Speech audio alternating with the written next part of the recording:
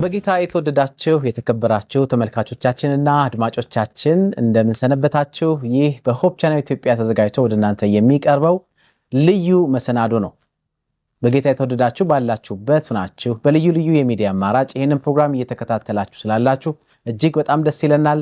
እንኳን ደህና መጣችሁ እንላችኋለን። እስከ ፕሮግራማችን ፍጻሜ ድረስ ደግሞ በጌታ ፍቅር አብራችሁን ዝለቁ ስንላችሁ እንደምታተርፉ እንደምትባረኩ ተስፋ በማድረግ ነው። በሆፕ ቻናል ከሚቀርቡ ልዩ ልዩ ፕሮግራሞች መካከል ዛሬ በተለየ መልኩ ወደ እናንተ ይዘን የቀረብነው የተለየ ፕሮግራም ነውና እስከ መጨረሻው ድረስ አብራችሁን ዝለቁ እንላችኋለን። እኔ ብቻም ሳይሆን በዚህ በስቱዲዮ የሚገኙ በርቁም ሆነው ያሉ እንግዶችን ይዘንላችሁ ቀርበናል። ዛሬ በተለየ መልኩ ቤተክርስቲያን በወንጌል ስራ ላይ ከምታደርገው እንቅስቃሴ ጎን ለጎን በተለየ መልኩ ደግሞ የተለያዩ ፕሮጀክቶችን ይዛ ትሰራለች። ያም ፕሮጀክት ደግሞ ለቤተክርስቲያን ዓላማ መሳካት ትልቅ አስተዋጽኦ የሚሰጡ ብዙ ፕሮጀክቶችን ታካሂዳለች እና ከነዚህ ፕሮጀክቶች መካከል በቅርብ ጊዜ በብዙዎቻችሁ ልብ ውስጥ ያለ አንጋፋ የሆነ ትልቅ ፕሮጀክት ይዛ ደግሞ እየተንቀሳቀሰች ትገኛለች። በአዲስ አበባ ወይም ደግሞ በመዲናችን እምብርት ላይ መንግስት በሰጠው ልዩ ቦታ ላይ ዘርፈ ብዙ አገልግሎት ሰጪ ህንፃን እየገነባች ነው የምትገኘው። ይህ ቤተክርስቲያንን ተልኳን ወደፊት ለማራመድ ከፍተኛ አስተዋጽኦ ይኖረዋል ተብሎ የብዙ ሰዎችን ርብርብ ያሳተፈ ያካተተ እዚህ የደረሰ ልዩ ፕሮጀክት ነውና ይሄን ፕሮጀክት በተመለከተ እግዚአብሔርን እጅግ አድርገን እናመሰግናለን። ከዛው ጋር በተያያዘ ዛሬ በተለየ መልኩ በሀገር ውስጥ ብቻም ሳይሆን ከሀገር ውጭም ደግሞ እየኖሩ ልባቸው ደግሞ በዚህ በሀገር ውስጥ ያለና የቤተክርስቲያን ዓላማና ተልእኮ የሚደግፉ ብዙ ክርስቲያን ወንድሞችና እህቶች አባቶችና እናቶች ይኖራሉ። ፕሮጀክቱን የሚደግፋሉና እነሱ ደግሞ በተለየ መልኩ አስተዋጽኦ ለማድረግ ባሉበት ስፍራ ሆነው ከፍተኛ ዝግጅት እያደረጉ የሚገኙበትን ሁኔታ ነው ያለው። በተለይ ደግሞ አንድ ልብ አንድ ራዕይ አንድ ቤተክርስቲያን በሚል በአንድነት በመምጣት በአንድነት በመሰባሰብ የሚችሉትን ሁሉ በማድረግ ይህ ፕሮጀክት እውን ሆኖ ቤተክርስቲያን እግዚአብሔር የሰጣትን ዓላማ ከግብ እንድታደርስ ከፍተኛ ርብርብ ለማድረግ እየተዘጋጁ ነው የሚገኙት። ጌታ ቢፈቅድ እንደ ፈረንጆች አቆጣጠር በጁን 2026 ዓመተ ምህረት ላይ ማለት ነው ልዩ የሆነ የገንዘብ ማሰባሰብ ፕሮግራም ለማድረግ ከፍተኛ ዝግጅት እየተደረገ ነው። ከዛው ጋር ተያይዞ ዛሬ እንግዲህ በሆፕ ቻናል ኢትዮጵያ የተለየ ፕሮግራም ይዘንላችሁ ቀርበናል። በዚህ ፕሮግራም ላይ እንግዶችን ቀደም ሲል እንዳልኩት ጋብዘናል።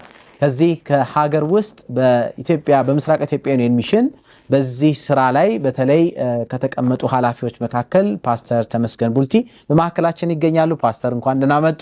እንደዚሁም ደግሞ ይሄን ፕሮጀክት በኃላፊነት ይዘው እየተንቀሳቀሱ ያሉት ምእመናን ናቸው። ከምእመናን መካከል ደግሞ በኮሚቴነት ደግሞ ከፍተኛ ስራን እየሰሩ ከሚገኙት በብሔራዊ ደረጃ ወይም በሀገር አቀፍ ደረጃ ገንዘብ በማሰባሰብ ከፍተኛ እንቅስቃሴ ከሚያደርጉት የኮሚቴ አባላት ደግሞ ሁለቱ ዛሬ በማዕከላችን ተገኝተዋል። አቶ ሞገስ ማርቆስ በዚህ በኩል ይገኛሉ። እንደዚሁም ደግሞ ሲስተር አሳየች በማዕከላችን ተገኝተዋልና እንኳን ደህና መጣችሁ እላለሁ። እግዚአብሔር ይባርካችሁ።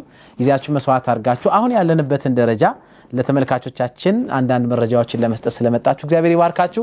እነሱ ብቻም አይደሉም ተመልካቾቻችን፣ በአሜሪካ በሰሜን አሜሪካ የሚገኙ ብዙ ወገኖች አሉና ልባቸው እዚህ ሀገር ውስጥ የሆነና የቤተክርስቲያን አገልግሎት እየደገፉ የሚገኙና በተለይ ደግሞ በዚህ ፕሮጀክት ላይ ገንዘብ በማሰባሰብ ተሰባስበው ከሚሰሩ መካከል ደግሞ የገንዘብ አሰባሳቢ ኮሚቴውን በኃላፊነት እየመሩ የሚገኙት ፕሮፌሰር አዱኛው ወርቁ በማዕከላችን በዚህ በዙም ከኛ ጋር ይገኛሉ። ፕሮፌሰር እንኳን ደህና መጡ። በጣም እጅግ አድርገን እናመሰግናለን። እግዚአብሔር ይባርካችሁ። እግዚአብሔርን እጅግ አድርገን እናመሰግናለን። ተመልካቾቻችን እንግዲህ በሚኖረን ቆይታ ጥሩ የሆነ ግንዛቤ ይኖራችኋል በማለት ቀጥታ እንግዲህ ወደ ፕሮግራሙ ስንገባ እስከ ፕሮግራሙ ፍጻሜ ድረስ አብራችሁን እንድትዘልጉ በጌታ ፍቅር እንጠይቃችኋለን። ቀደም ሲል እንዳልኩ እንግዲህ ይህ የገንዘብ አሰባሰብ መርሃ ግብር አንድ ልብ አንድ ራዕይና አንድ ቤተክርስቲያን በሚል በያሉበት ስፍራ ሆነው የሚችሉትን ሁሉ ለዚህ ፕሮጀክት በማድረግ የቤተክርስቲያንን ተልእኮ ወደፊት ከፍ ለማድረግና ቤተክርስቲያን ከእግዚአብሔር የተሰጣትን ተልእኮ ይዛ ወደ ላይ ከፍ ማለት ለዚህ ለሀገራችን ሕዝብ የብርሃን ማግኘት ምክንያት እንድትሆን ከፍተኛ አስተዋጽኦ ለማድረግ ብዙዎች እየተዘጋጁ ነው የሚገኙትና እንደው የመጀመሪያውን ሐሳብ ለማንሳት እንደ ቤተክርስቲያን እንደ ዩኒየን ቤተክርስቲያን በተለይ በታሪኳ ይህ ትልቅ ፕሮጀክት ነው ይባላልና በጣም የሚገርም ነው። እንግዲህ በዚህ ሀገር ላይ ተልኳን ይዛ መንቀሳቀስ ከጀመረችበት ጊዜ አንጻር ልዩ ያደርገዋል የሚባሉ ብዙ ነገሮች ይነሳሉና እንደውም ይሄን ፕሮጀክት ልዩ የሚያደርገው ምንድነው? ፓስተር ተመስገን በዚህ አንጻርስ የተቀመጠው ራዕይ ምንድነው? ቤተክርስቲያን እስካሁን ምንድነው እየሰራች ያለችው? ከዚህ ፕሮጀክት ጋር ተያይዞ እነማንስ ናቸው እየተሳተፉ ያሉት? እስካሁን ያለው ሁኔታ ምን ይመስላል? ፓስተር ተመስገን። አመሰግናለሁ ስንታየው። እግዚአብሔርን ከሁሉም በማስቀደም ማመስገን እወዳለሁኝ። እንዳልከው ይህ ፕሮጀክት በኢትዮጵያ የአድቬንስ 7ኛው ቀን አድቬንስ ቤተክርስቲያን ታሪክ ትልቁ የሚባል ፕሮጀክት ነው። የተለያዩ ነገሮች ትልቅ ያሰኘዋል። አንደኛው ፕሮጀክቱን የምንሰራበት ቦታ ራሱ ለየት ያለ ቦታ ነው። የአዲስ አበባ ከተማ የአፍሪካ መዲና የምትባለው የአዲስ አበባ ከተማ እምብርት ላይ እግዚአብሔር ቦታ ሰጠን። በሚያስገርም መልኩ ለረጅም ጊዜ በተለያየ መንገድ ቦታ ለማግኘት ጥረት ሲደረግ ነበር፣ ነገር ግን አልሆነም።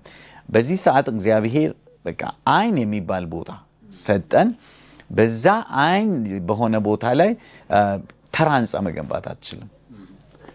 መንግስትም አይፈቅድም፣ ሀገርንም አይወክልም፣ ቤተክርስቲያንንም አይወክልም።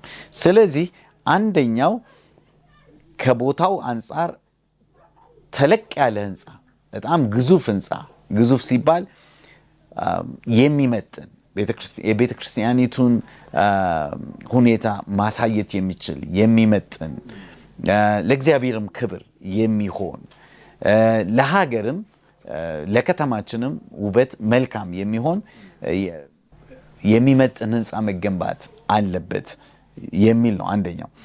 ሌላው ልዩ የሚያደርገው በዚህ ሀገር እንግዲህ የተለያየ ፕሮጀክቶችን ስንሰራ ነበር። ይሄኛው ከግዝፈቱም የተነሳ የፕሮጀክቱም ወጪ በጣም ትልቅ ነው። ቤተክርስቲያናችን በኢትዮጵያ ውስጥ እስካሁን ከሰራቻቸው ፕሮጀክቶች በብዙ እጥፍ የሚበልጥ በጣም ትልቅ ገንዘብ የሚያስፈልገው ነው። በእምነት ህዝባችን በአንድነት ሊሰራው የሚችለው በእግዚአብሔር እርዳታ መሰራት የሚችል ፕሮጀክት ነው።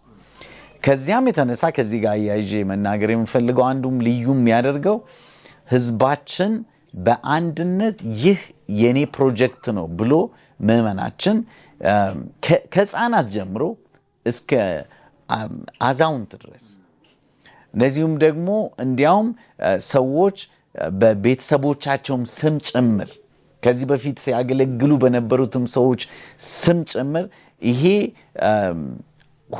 የሁላችን ፕሮጀክት ነውና መሳተፍ አለብን። ከራሳችን አሳንሰን ለእግዚአብሔር ስራ መሳተፍ አለብን በማለት ሰው እየተረባረበ ያለበት ፕሮጀክት ነው። በጣም ልዩ ያደርገዋል ማለት ነው። ይሄ ከዚህም በተጨማሪ ይሄ ፕሮጀክት ምንድን ነው ዓላማው? ለምንድን ነው የሚጠቅመው? ይህን ያክል ዋጋ መክፈልስ ምን አስፈለገ? የሚሉ ጥያቄዎች ሊነሱ ይችላሉ።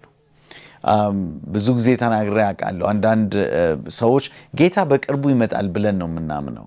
ጌታ በቅርቡ ይመጣል ብለን ካመንን ዘንዳ ለምንድን ነው ይህን የሚያክል ፕሮጀክት የምንገነባው?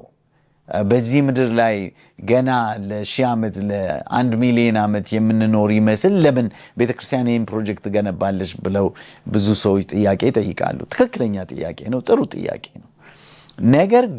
ነገር ግን ጌታ ትክክል ነው፣ በቅርቡ ነው የሚመጣው። ዛሬም ይምጣ፣ ነገም ይምጣ፣ የዛሬ 10 ዓመት ይምጣ፣ የዛሬ 20 ዓመትም 100 ዓመትም ይምጣ፣ እኛ ግን ጌታ እስከሚመጣ ድረስ መስራት አለብን። ጌታ እስኪመጣ ድረስ እየሰራን እየተዘጋጀን ስንጠብቅ ቁጭ ብንልም ጊዜው ማለፉ አይቀርም። እየሰራን ከጠበቅን ግን ጌታ አዝንም ደስ ይለዋል እንጂ። በዛ ላይ ደግሞ ምንድነው ይህ ፕሮጀክት እግዚአብሔር እርቱን ሲጠናቀቅ አሁን በጣም እየሄደ ነው። ስለዚህ በእግዚአብሔር እርዳታ ይጠናቀቃል በቅርቡ። ሲጠናቀቅ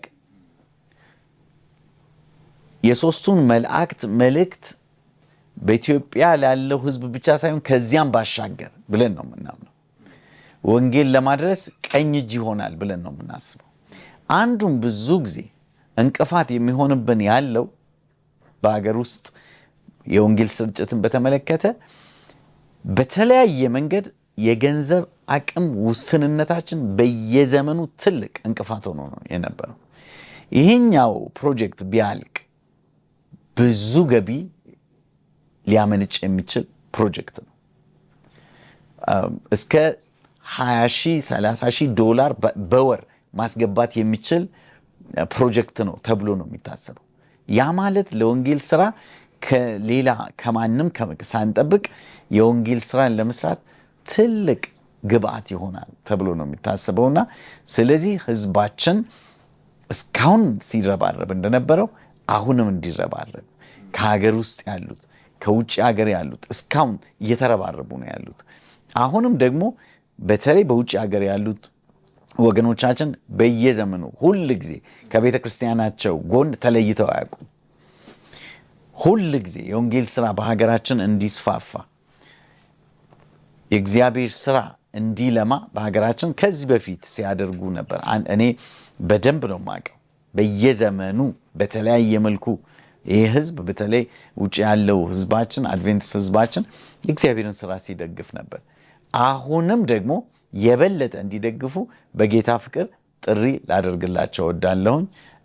አመሰግናለሁ። ፓስተር ተመስገን ቡልቲ እጅግ በጣም ነው የማመሰግነው። እግዚአብሔር ይባርክልን። በጣም ብዙ የሚገርሙ ነገሮች ይነሳሉ። ከነዚህ መካከል አንዱ መጨረሻ ላይ እንደተናገሩት በጣም ግዙፍ የሚያሰኘውና በጣም አጀብ የሚያሰኘው ነገር ቢኖር በምእመናን ተሳትፎ ወይም ደግሞ የምእመናን እጅ መስራቱም አንዱ ምክንያት ነው። በዛ ውስጥ እንደውም አንድ ሰው ሲናገር ምን አለ? በጣም ደስ ብሎት እንደው ሎተሪ በደረሰኝና እንደው 50 ሚሊዮን ብር ሎተሪ ቢደርሰኝ 50 ሚሊዮን ወስጄ ብሰጥን ቢያልቅ አለ። ከዛ ሌላኛው ምን አለው? ሞኝ ነህ አለው። እግዚአብሔር 50 ሚሊዮን ሎተሪ አያደርስህም፣ እንዲደርስ አያረግም አይደል? ምክንያቱም እግዚአብሔር አንተን መስራት ይፈልጋል። በዚህ ውስጥ ያንተን 10,000 ብር 5,000 ብር ነው እንጂ የሚፈልግ ያንተን 50 ሚሊዮን ሊሰራ ይፈልጋል። እና ምን ልፈልጌ ነው?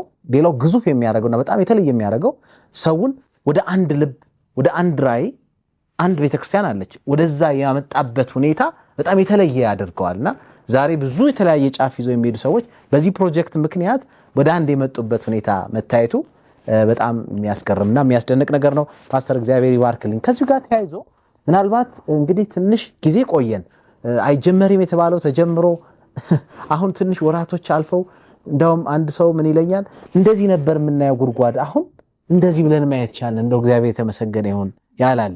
እንዲህ ካልንበት አሁን እንዲህ ብለን ማየት ጀምረናል አለና ከዚህ ካሉት እንግዶቼ መካከል እንግዲህ አቶ ሞገስ በዚህ በተለይ በምህንድስናው ዘርፍም በጣም ጠልቆ በመግባትና ብዙ ትኩረት ነገሮችን በመከታተል ላይ ይገኛሉና አቶ ሞገስ አሁን ፕሮጀክቱ ያለበት ደረጃ ምን ላይ ነው? ከዛው ጋር ተያይዞ ህንጻው ሲጠናቀቅስ በዋናነት ምን አገልግሎቶችን በውስጡ ያካትታል ማለት ይቻላል? ያ ደግሞ ለቤተ ክርስቲያን ያለውስ ለቤተ ክርስቲያን ተልእኮ ያለው ሚና ምንድን ነው ማለት ይቻላል? በመጀመሪያ ስለተሰጠኝ እድል አመሰግናለሁ። እግዚአብሔር የተመሰገነ ይሁን። እንግዲህ የዚህ ህንጻ ስራ በጣም ታሪካዊ ነው። ይሄንን ፕሮጀክት ከሙያ አንጻር ደፍሮ በምእመን እሰራለሁ ብሎ መጀመር በራሱ ትልቅ እምነት ነው ለኔ። ይሄ ትልቅ እምነት ነው። እግዚአብሔርን አምነህ ስትጀምር ነገሮች እንደሚከናወኑ ያየንበት ፕሮጀክት ነው። አጀማመሩ በጣም ቻሌንጂንግ ነበር። የገንዘብ እጥረት አለ። መንግስት ቶሎ ስሩ ይላል። የኛ ዝግጅት ማነስ አለ።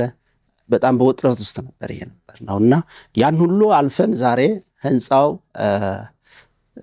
ወደ ታች 2 ቤዝሜንት ሰርተን ወደ ላይ 4ኛ ፎቅ ላይ ነው።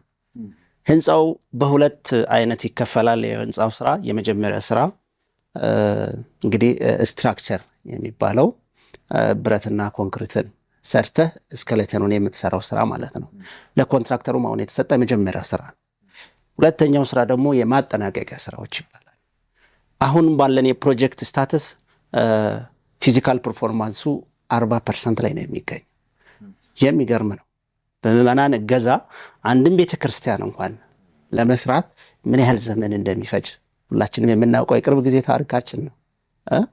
ነገር ግን እንደዚህ አይነት ግዙፍ ፕሮጀክትን ባለ በዚች በትንሽ ወራት ውስጥ 1800 ካሬ ላይ ያረፈን ፕሮጀክት 4ኛ ፎቅ ድረስ ህንፃ መገንባት ማለት ማድረስ ማለት ትልቅ የእግዚአብሔር እጅና የምእመናን ትልቅ ጸሎትና ትብብር ውጤት መሆኑን የሚያሳይ ነው።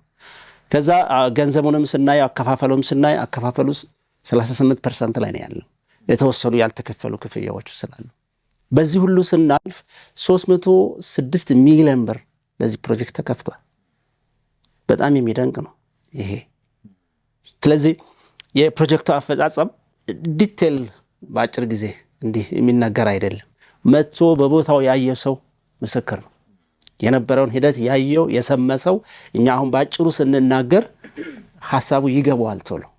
ነገር ግን ይሄን ህንፃ በአካል ቀርበው ያላየ የነበረውን ሂደት በመስማት ብቻ የሰሙ ነገር ግን ዛሬ በቪዲዮና በፎቶ አስደግፋችሁ ብታሳያቸው ነው የደረሰበት ደረጃ በደርስ ምን ያህል ለቤተ ክርስቲያናችን ኩራትና እግዚአብሔር ምን ያህል እየተመሰገነበት እንደሆነ የምናየው ነው። እንግዲህ ህንፃው የያዛቸው አገልግሎቶችን ስናይ ቤተ ክርስቲያን ካላት ተልእኮ አንዱ ማህበራዊ አገልግሎት መስጠት ነው። ይህም ህንፃ ዲዛይን ሲደረግ ለማህበራዊ አገልግሎት እንዲሰጥ ማህበራዊ አገልግሎት እየሰጠ ገቢ እንዲያስገኝ ተደርጎ ነው ዲዛይን የተደረገው።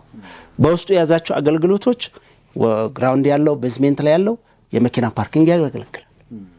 ከዛ በላይ ያሉ ቀጥሎ ያሉ በየደረጃቸው ማህበራዊ አገልግሎት የሚሰጡ ሱቆች፣ የጤና ተቋማት፣ የአይን ህክምና ማዕከላት፣ የጥርስ ህክምና ማዕከላት፣ የጤና ምግብ መመገቢያ አዳራሾች፣ የጤና ትምህርት መስጫዎች፣ የተለያዩ ለተለያዩ አገልግሎቶች የሚውሉ አዳራሾች እና የውጭ ቋንቋ ተናጋሪ የሆኑ ወንድሞቻችን እህቶቻችን የሚያመልኩበትን ዘመናዊ ቤተክርስቲያንን በውስጡ የያዘ ነው።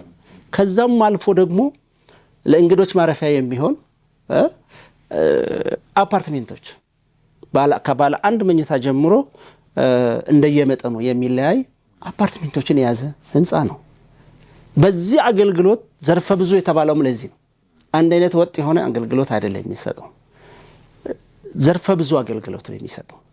ስለዚህ ይሄ ማህበራዊ አገልግሎትም የቤተ ክርስቲያንን ተልእኮም እየሰራ ገቢም እያስገኘ ጥቅም ላይ የሚውል ህንፃ ነው እየተገነባ ያለው። ከዚህ የተገኘው ገቢ የቤተ ክርስቲያኗን ተልእኮ እንዴት ነው የሚያግዘው? ሰዎች ብዙ ጊዜ ከአስተምሮ ጋር ከሌሎች ነገሮች ጋር ያገናሉ። ነገር ግን እውነቱ ሐቁ የሚያሳየው ከዚህ የሚገኘው ገቢ ብቻም ሳይሆን ህንፃው ሲጠናቀቅ በራሱ የቤተ ክርስቲያንን ገጽታ ይገነባል። ቤተ ክርስቲያን ገጽታዋን በትክክል የምታሳይበት ምን ደረጃ ላይ እንደሆነች ከሌሎች አቻ ሃይማኖት ተቋማት ጋር እንደምትስተካከልና አድራሻ ያለው ይሄን መስራት የሚችል ምእመን ያላትና ለወንጌል ብርቱ የሆኑ ምእመናን እንዳሉ ያሳያል፣ ገጽታ ይገነባል። ህንፃው በራሱ ምስክር ነው። ህንፃው የ7ኛ ቀን ዓለም አቀፍ አድቬንቲስት ቤተክርስቲያን ተብሎ ነው ህንፃው ላይ የሚጻፈው። ይህ የአድቬንቲስት ዓለም አቀፍ የአድቬንቲስት ምእመናን ሀብት እንደሆነ ይመሰክራል። ምእመናኑ አድራሻ እንዳለው የሚሰራ ምእመን እንዳለው በከተማ ውስጥ ምስክርነትን ይነግራል። ይሄ ህንፃ በሁለቱም ዩኒየን ውስጥ ያሉ ፓስተሮችና ወንጌላዊዎችን በመረጃው የሚያሳየው ወደ 900 አካባቢ ናቸው ያሉት። 900 ሰውን ለ130 ሰው ብታካፍል አንድ ፓስተር የአድቬንቲስት ፓስተር አንድ ወንጌላዊ ለ145,000 ኢትዮጵያዊ ወንጌል ይስበክ ተብሎ ተወስኖበታል ማለት ነው። ይሄ ቀመር የሚያሳየው አንድ ሰው አንድን ቤተክርስቲያን ኃላፊነት ሰጥተህ እንኳን አንድ ፓስተር ለመወጣት ምን ያህል እንደሚከብድ ይታወቃል። ከዚህ ህንፃ የሚገኘው ገቢ ብዙ ወንጌላውያንን፣ ብዙ ፓስተሮችን፣ ብዙ ቴዎሎጂያንን እንድናፈራ የገንዘብ ድጋፍ ይሰጣል። በታሪካችን የምናውቀው የራሳችን የሆነ ታሪክ አለ። ኢቭን ተጠማቂያንን እንኳን መጽሐፍ ቅዱስ ገዝተን ለመስጠት ግለሰቦችን እርዳታ እንጠይቃለን። መጽሐፍት አሳትመን ከተማ ውስጥ ለማስተላለፍ ለማሰራጨት የግለሰቦች ላይ ዲፔንድ እንሆናል። ከሌላ ቦታ ከሚመጣ እርዳታ ጋር በጥገኝነት ነው የምናደርገው። ያን አሁን ይሄ ከዚህ ህንፃ ብዙ ሺህ ብሮች ሲገኙ፣ ብዙ ሚሊዮን ብሮች ሲገኙ እነዚህን የጥገኝነት አስተሳሰቦች እየቀሩ ይሄዳሉ። በብዙ መቶ ሺዎች መጽሐፍት ይታተማሉ።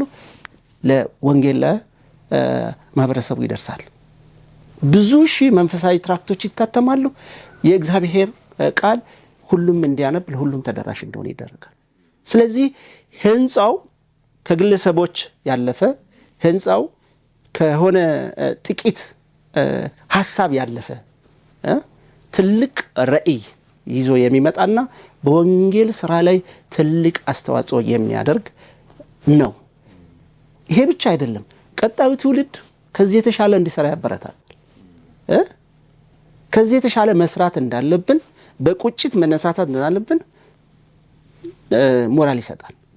አሁን ያለው ትውልድ በቁጭት ጨርሶ ይሄን ቅድም ያልኩህን ቀመር አንድ ሰው ለ145,000 አንድ ፓስተር አንድ አገልጋይ እንዴት አድርጎ ነው ወንጌል የሚያደርሰው?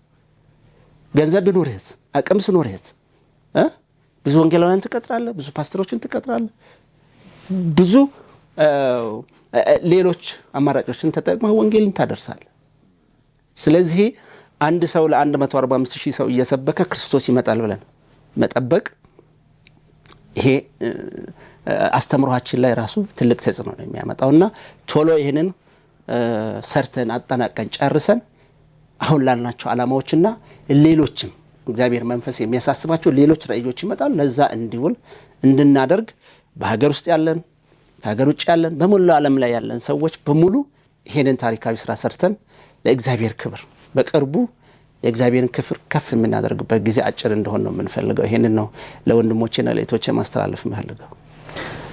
አቶ ሞገስ እጅግ በጣም አድርጌ አመሰግናለሁ። ተመልካቾቻችን እየተከታተላችሁ የምትገኙት በሆፕ ቻናል እየተላለፈ የሚገኘው ልዩ እና ወቅታዊ መሰናዶ ነው እየተከታተላችሁ የምትገኙት። እንግዲህ አንድ ልብ አንድ ራዕይ አንድ ቤተክርስቲያን በሚል በተለየ መልኩ ቤተክርስቲያን የያዘችውን ይሄ ዘርፈ ብዙ አገልግሎት ህንፃ ግንባታ ፕሮጀክትን በተመለከተ ምዕመናን በየአቅጣጫው እየተሳተፉ ነው የሚገኙት። በቅርቡ ደግሞ በውጭ ሀገራት የሚኖሩ በተለይ በሰሜን አሜሪካ ላይ ያሉ ወንድሞች፣ እህቶች፣ እናቶች፣ አባቶች ለመረባረብ ጥረት እያደረጉ ነውና ከሱ ጋር በተያያዘ ወቅታዊ ጉዳይ ነው ወደ እናንተ እያደረሰን የምንገኘው። በሰማነው ነገር ሁሉ እግዚአብሔርን እጅግ እናመሰግናለን። ቀደም እንግዲህ አቶ ሞገስ እንዳሉት በጣም ብዙ ሰዎች በቁጭት የተነሱበት ከማረሳቸው ሰዎች መካከል አንድ ገጠር ውስጥ ሸንኮራ የሚሸጥ ሰው 6,000 ይዞ መጥቶ ለአንዱ ፓስተር ሰጠውና እንዴት ሰጠ ብለው ሲጠይቁት ሰውየው ድሮ አድቬንቲስት ቤተክርስቲያን ትልቅ ተጽዕኖ ነበራት። ዘውዲቱ የሚባል የዘውዲቱ መታሰቢያ ሆስፒታል የሚባል አዲስ አበባ ላይ መወሰዱን ሰምቼ እድሜ ልክን ሳዝን ምኖር ሰው ነኝ። አሁን ያን ቁጭቴን ምወጣበት ነገር አግኝቼ ከዛ የበለጠ የሚሰራበት ነገር ሲመጣ እኔ ካጠራቀምኳት ሰጣለሁ ብሎ ሸንኮራ ሻጭ ነው። እንዳውም በክራንች ነው የሚሄደው። ምናልባት ቴክኒሻኖቻችን ፎቶ ሊያሳዩን ይችላሉ።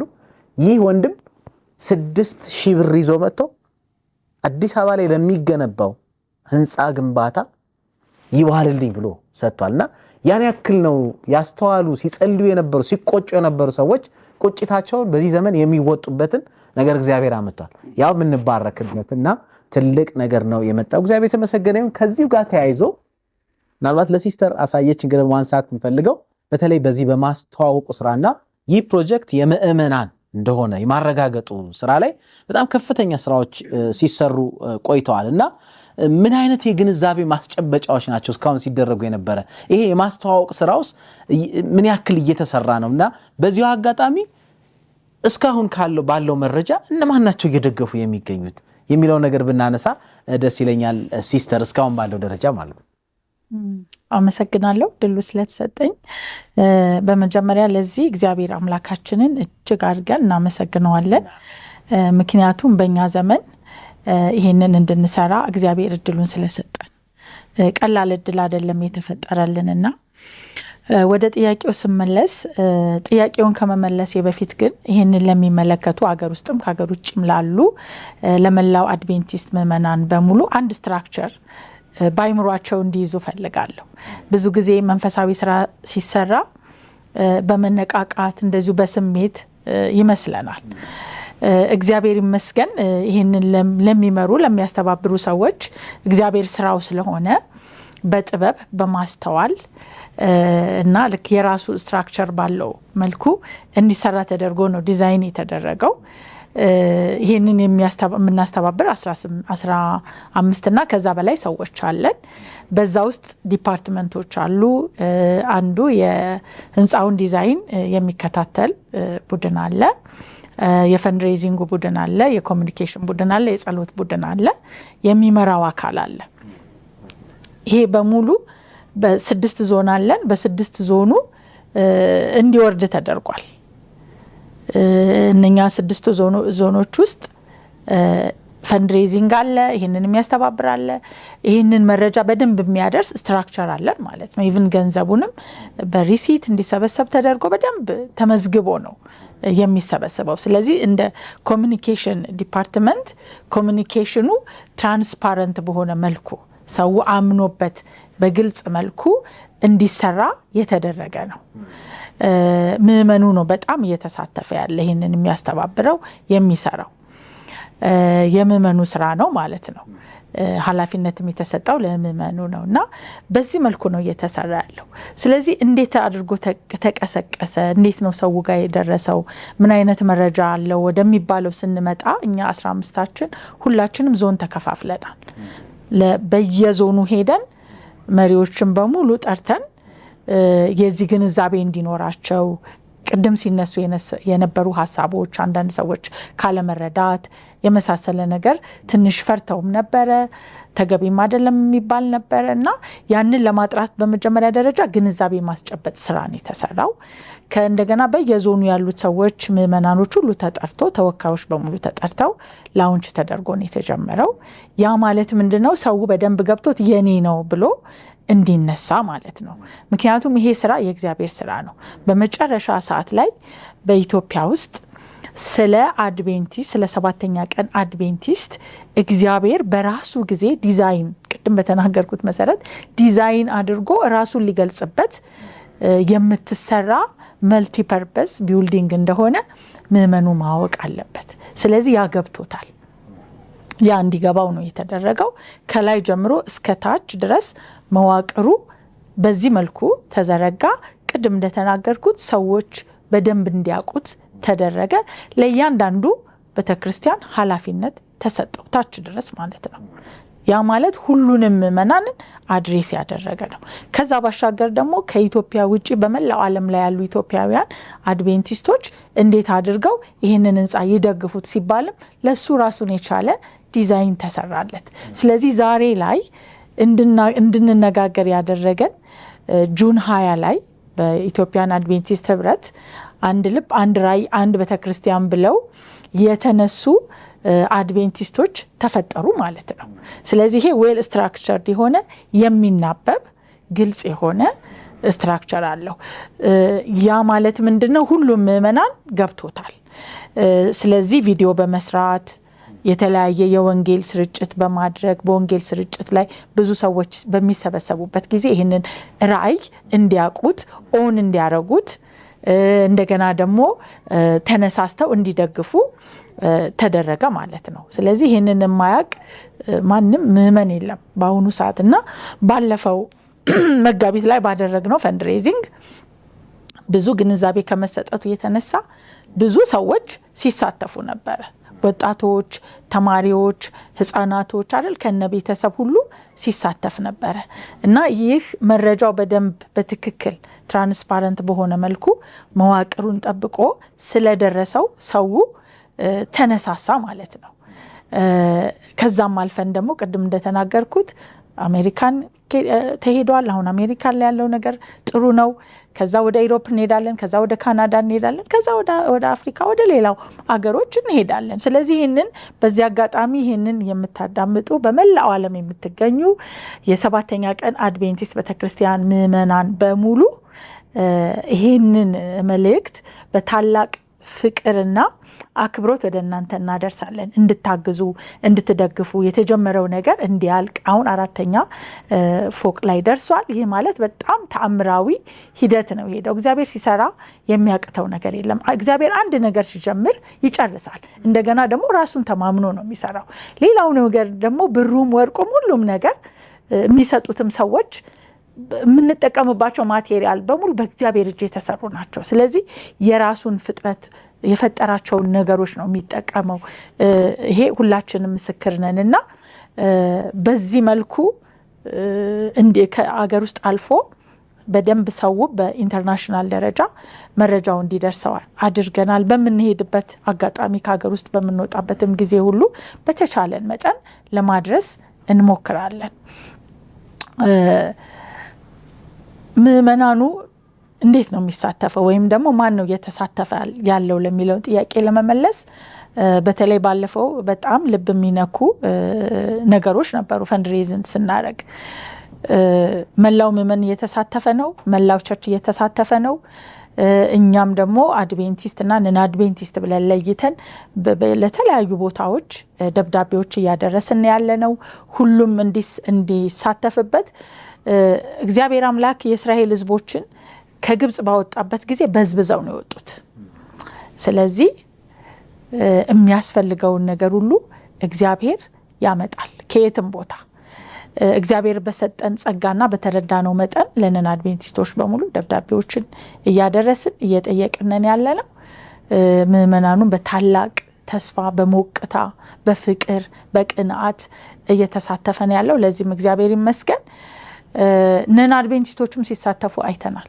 በዛ ኦንላይን ላይ ገብተው ዩቲዩብ ላይ ገብተው ስላዩ ዓላማው ጥሩ መሆኑን ስለተገነዘቡ ሲያግዙ ነበረ።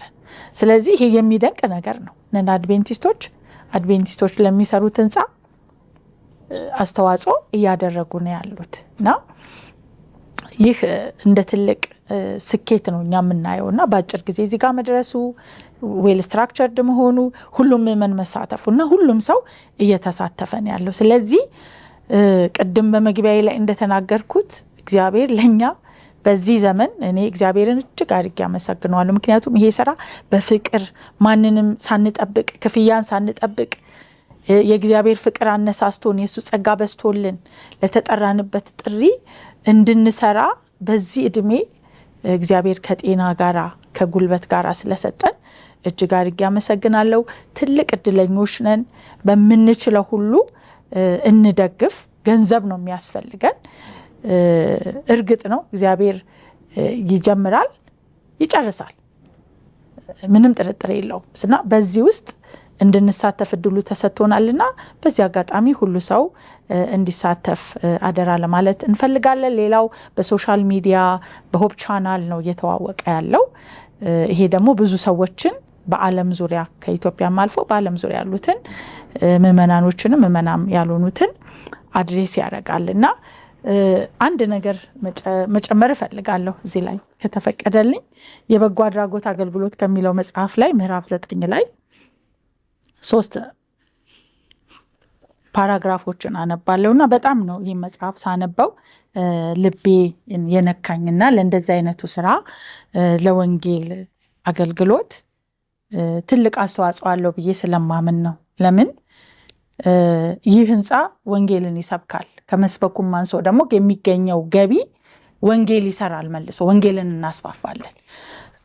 ስለዚህ ምን ይላል? በጎረቤት የወንጌል ስርጭት ውስጥ ያሉ የስራ አይነቶች ይላል እና ገልጽ 47 ላይ ይገኛል። ቤተክርስቲያናችን ፊት ትልቅ ስራ አለ።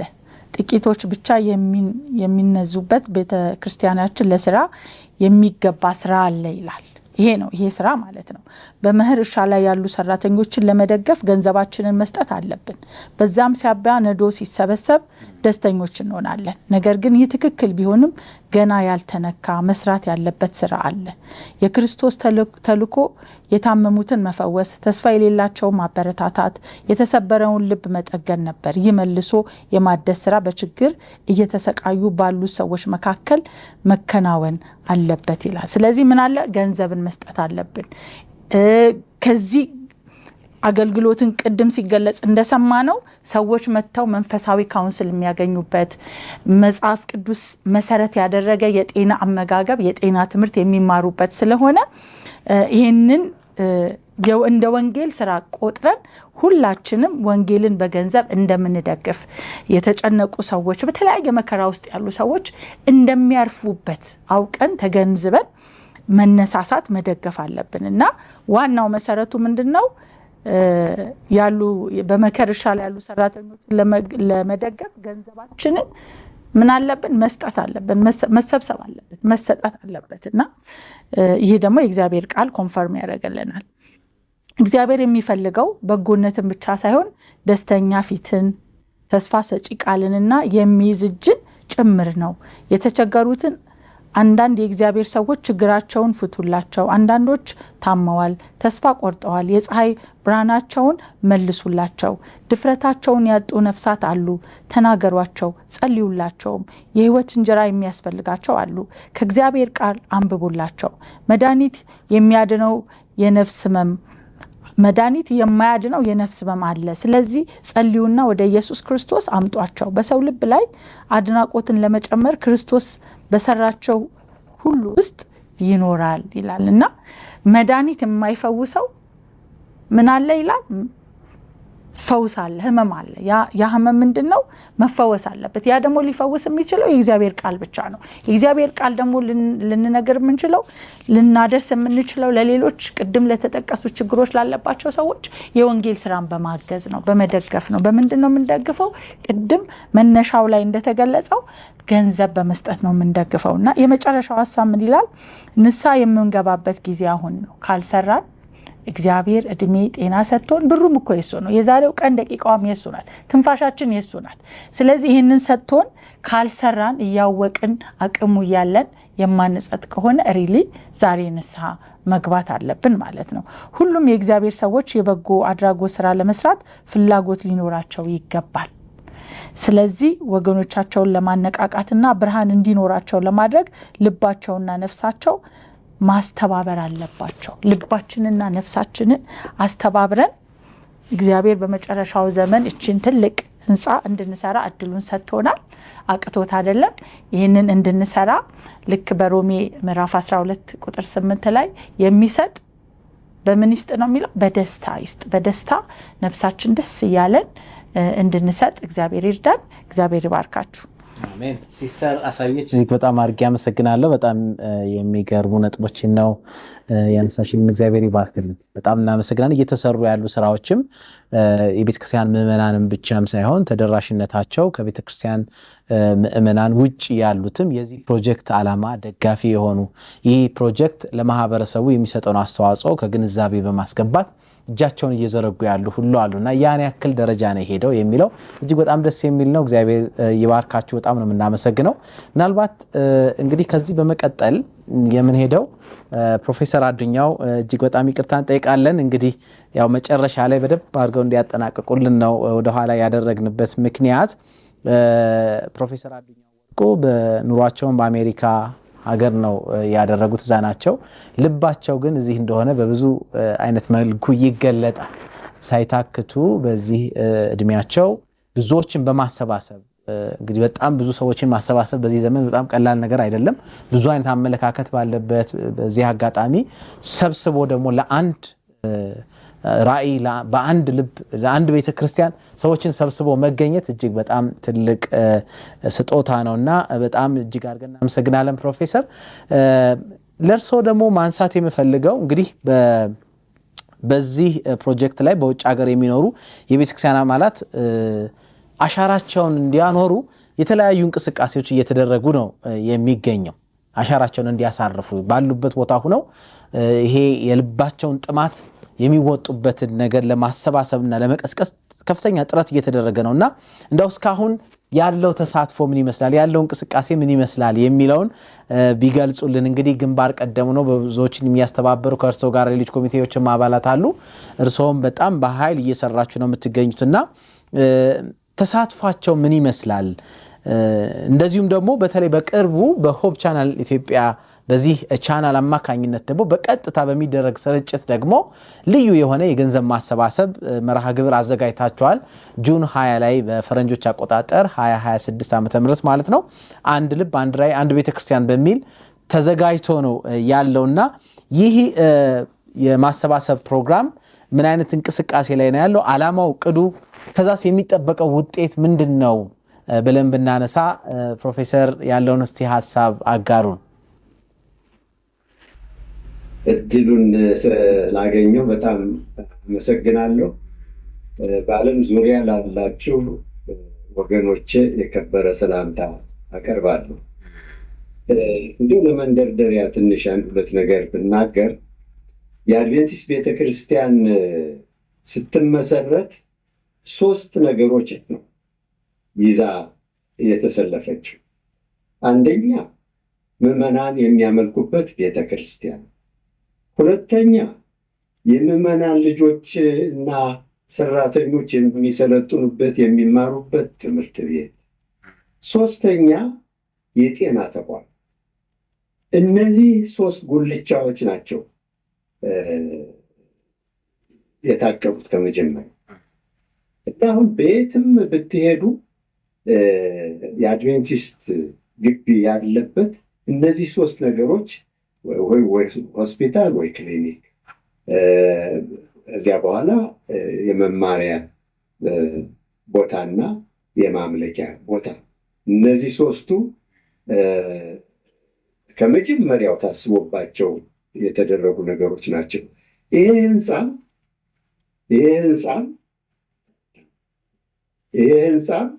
እነዚህን 3 ነገሮች የያዘ ነው።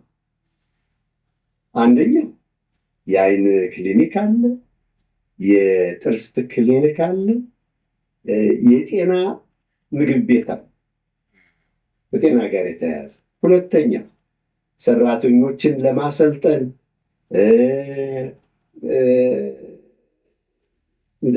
ለማለት ቦታ ነው፣ የማሰልጠኛ ቦታ ነው። ቤተክርስቲያንም አለ፣ ማምለኪያ ቤተክርስቲያንም አለ።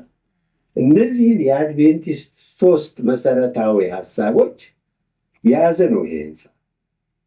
3 መልእክቶች የሚተላለፉበት የትምህርት፣ የጤና፣ የመንፈሳዊ ስራ፣ እነዚህ አብረው የሚሰሩ ናቸዋል። መነጣጠሩ የስራ ክፍፍል ነው እንጂ አንዱን ከአንዱ መለየት ትክክል አይደለም። አስተማሪና ፓስተር የተለያየ የስራ ድርሻ ነው ያላቸው፣ ግን ለአንድ ዓላማ ነው የሚሰሩት እና ይሄ መታወቅ አለበት። ሁለተኛ የአባይ ግድብ ሊሰራ ሲታሰብ አፄ ኃይለ ሥላሴ ብዙ ሞክረው ነበር።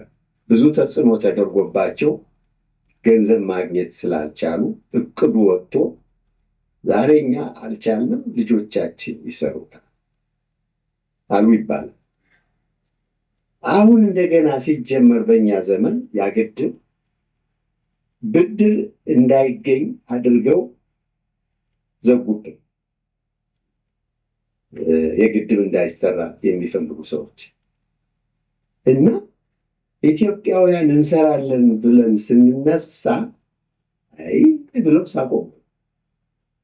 ሳቆብን ከየት አምጥተው እና በጣም ታምራዊ በሆነ መንገድ፣ ቁጭት ባለው መንገድ ተሰራ እና አሁን የዓለም ዜና መነጋገሪያ ሆኗል። በቤተ ክርስቲያናችንም ያለው ጉዳይ ይሄው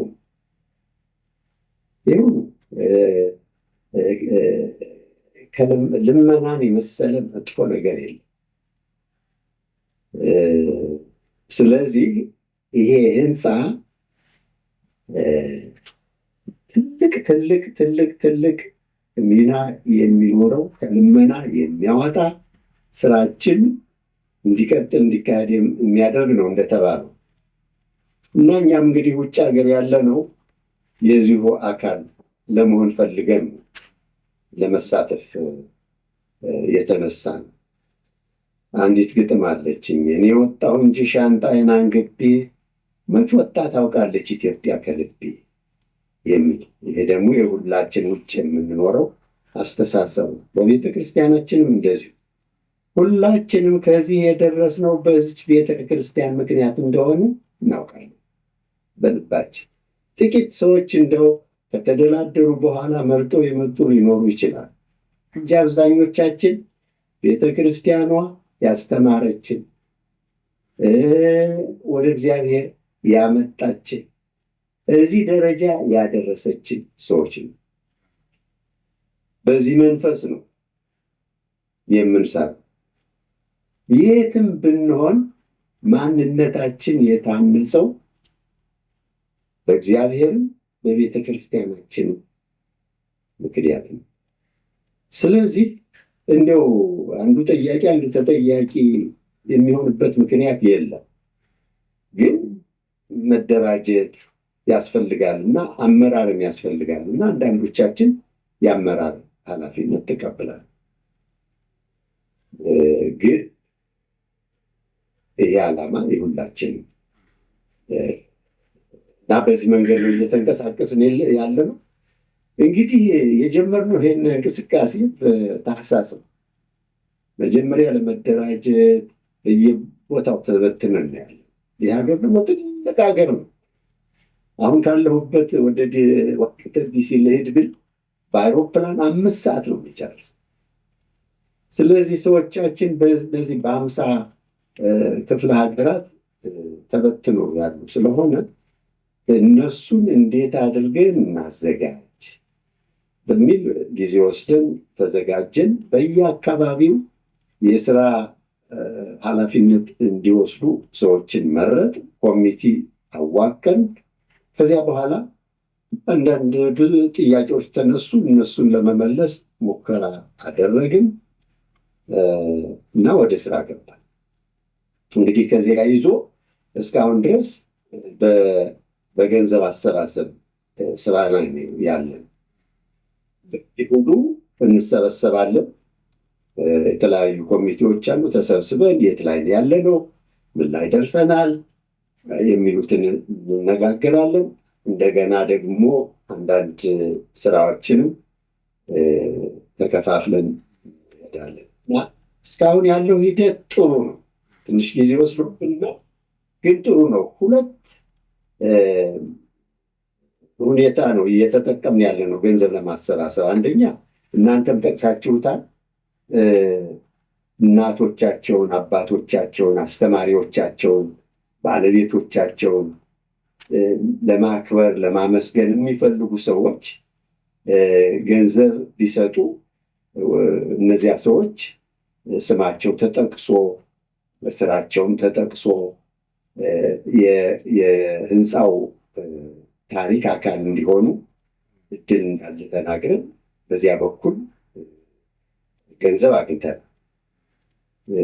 አንዳንዱ ገብቷል ከአካውንታችን፣ አንዳንዱ ገና በተስፋ ያለ ነው እና አሁን ወላጆቻችን ለማመስገን የሚሉ ሰዎች $100,000 በላይ ሰጥተዋል። በአጠቃላይ $50,000 የሰጥተዋሉ፣ $15,000 የሰጥተዋሉ፣ $12,000 የሰጥተዋሉ። ከዚህ አልፎ እንግዲህ በግለሰብ በየአካባቢው የተመደቡ ሰዎች እየጠየቁ የተሰበሰበ አለ። ሁለተኛው ጥያቄ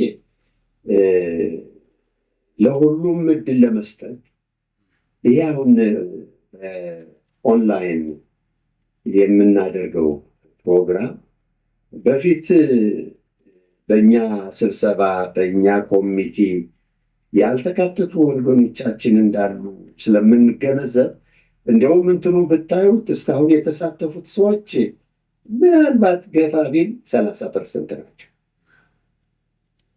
ገና እንግዲህ 70% አለ ማለት ነው እና ይሄን መልእክት አድርሰን መቼም የሰማ ሰው እንደ አቅሙ ይሰጣል ብለን ምናምነው ተስፋ የምናደርገው። ምክንያቱም የሁላችን እኔ እንደው በሀገርም ደረጃ በቤተ ክርስቲያናችን ሰው እጁን ሲሰበስብ መጀመሪያ እንደተባለው እግዚአብሔር ወዶ የሚሰጠው ደስ ብሎት የሚሰጠው ይወዳል በሚለው መሄዱ ጥሩ ነው። እሱ አልሆን ካለ እንዴ ውለታስ መመለስ አይገባም እንዴ? ዕዳችንስ መክፈል አይገባም እንዴ? በማን ላይ ቆመሽ እግዚአብሔርን ታምያለሽ የሚባል ነገር አለ እና ወደን ፈቅደን እንደምንሳተፍ ነው እኔ ተስፋ የማደርገው። ካልሆነ ደግሞ ውለታ እኮ አለ ዕዳም አለ የሚከፈል ወደ ማለትም እንሄዳለን። እሱ ዝም ብለን በኋላ ኪስ የያዝነው ነው ሁሉም ሰው መሳተፍ አለበት ነው ዋናው። ሁሉም ሰው መሳተፍ አለበት። እግዚአብሔር አነሳደገ አይልም፣ አቅማችን ነው እንትን የሚል እንጂ አንድ ትንሽ ነገር የሰጠችው ሴትዮ አይደለች እንዲ አሁን ስንት ስብከት የሚሰበክላት። ያን ጊዜ ስንት ወርቅ፣ ስንት ብር፣ ስንት ነገር የሰጡ ሰዎች ነበሩ። በመጽሐፍ ቅዱስ ያለውን ታሪክ ስናይ ያቺ ሴትዮ ግን በነገሩ ስላመነች ያለቻትን ስለሰጠች ስሟ እስካሁን ድረስ በክብር ተቀምጦ ይገኛል። ስለዚህ አሁን እንዲያው በዚህ ባገኘሁት እድል እንደ ማስታወቂያ ልጠቀምና በፈረንጆች ጁን 2026 አሁን ባለንበት ትልቅ ፕሮግራም አስበን ሆፕ ቻናል በዚህ ጉዳይ ሊረዳን ተነሳስቷል እና በዚያ እየገባን የባንክ ሂሳብ ከፍተናል። ለዚህ የህንፃ ግንባታ ብቻ የሚሆን እዚህ ሀገር ደግሞ የሰጡ ሰዎች እንደዚህ ለበጎ አድራጎት የሆነ ለትርፍ ለንግድ ላልቆመ ድርጅት የሚሰጡ ሰዎች የግብር ቅናሽ ይደረግላቸው። የግብር ቅናሽ የሚደረግላቸው መንግስት የሚያውቀው ደረሰኝ ሲያገኝ። ስለዚህ ኢትዮጵያን አድቬንት ፌሎሺፕ የሚል የድርጅታችን ኤንጂኦ ማለት ነው ፌዴራሉ ክፍለ ሀገሩ የሚያውቀው ድርጅት ነው። ስለዚህ በህግ የሚሰራ ነው። ለለጋሾች ደረሰኝ ይሰጣል። እነሱም ደግሞ የታክስ ቅናሽ ያገኛል። ስለዚህ ወገኖቼ በጁን 20 በቸር ያገናኝ። እንደገና በጣም አመሰግናለሁ። ፕሮፌሰር አዱኛው ወርቁ እጅግ በጣም አድርገን እናመሰግናለን ስለሰጡን ማብራሪያ፣ ስለታቀደውም ነገር እግዚአብሔር የተመሰገነ ይሁን። በእውነቱ ይሄ ትልቅ እድል ነው ብዬ አስባለሁ። የመባረክ ለኔ ሳየው ለመባረክ ለሰው እድል እንደመስጠት ነው። ባሉበት ቦታ ብዙዎቹ የልብ ሸክም አለባቸው። በተለይ ሀገራቸውን ሲያስቡ፣ ህዝባቸውን ሲያስቡ፣ ከዛም አልፎ ደግሞ በመንፈሳዊ አይን ደግሞ ቤተክርስቲያን ያላትን የወንጌል ተልእኮ ደግሞ ሲያስቡ ብዙ የልብ ሸክም ያለባቸው ሰዎች ሸክማቸውን የሚያራግፉበት ትንሽ አስተዋጽኦ ማድረግ ጌታቸውን የሚያገለግሉበትን እድል ስለዘረጋችሁ እግዚአብሔር ይባርካችሁ። ትልቅ እድል ነው ብዬ አስባለሁና ተመልካቾቻችን እንግዲህ ፕሮፌሰር እንዳሉት በፈረንጆች አቆጣጠር ጁን 20 ላይ የሚደረገውን የቀጥታ ስርጭት በዚሁ በሆፕ ቻናል ኢትዮጵያ ይተላለፋል። በዛ ላይ እግዚአብሔር መንፈስ ቅዱስ በልባችሁ ያሳሰባችሁና ደስ የተሰኛችሁበትን ነገር በማድረግ የመባረኪያ ነገራችሁ እንድታዘጋጁ እንድትባረኩ በዚህ አጋጣሚ እንጋብዛችኋለን። ወዲያውም ደግሞ በዚህ ሀገር ውስጥ በሚደረገው የወንጌል እንቅስቃሴ ላይ ትልቅ ሚና የሚኖረውን ይሄን ፕሮጀክት እንድትደግፉ እንጋብዛችኋለን። ፕሮፌሰር በድጋሚ እጅግ አድርጌ ነው የማመሰግነው።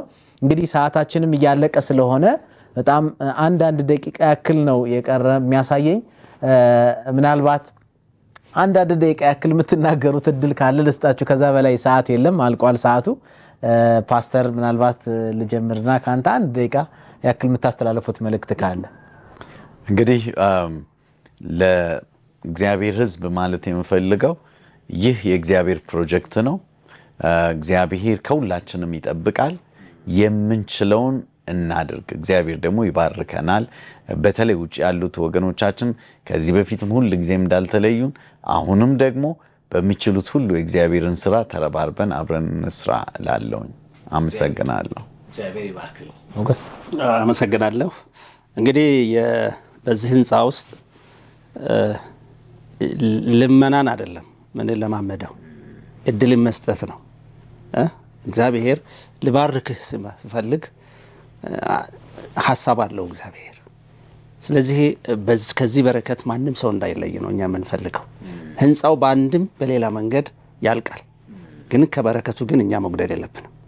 ስለዚህ በሞላው ሀገር ዓለም ላይ ያለን አድቬንቲስቶችም ሆነን ሌሎች ወንድሞች እህቶች የዚህ በረከት ተካፋይ እንደሆኑ እድሉን እግዚአብሔር አመቻችቷል።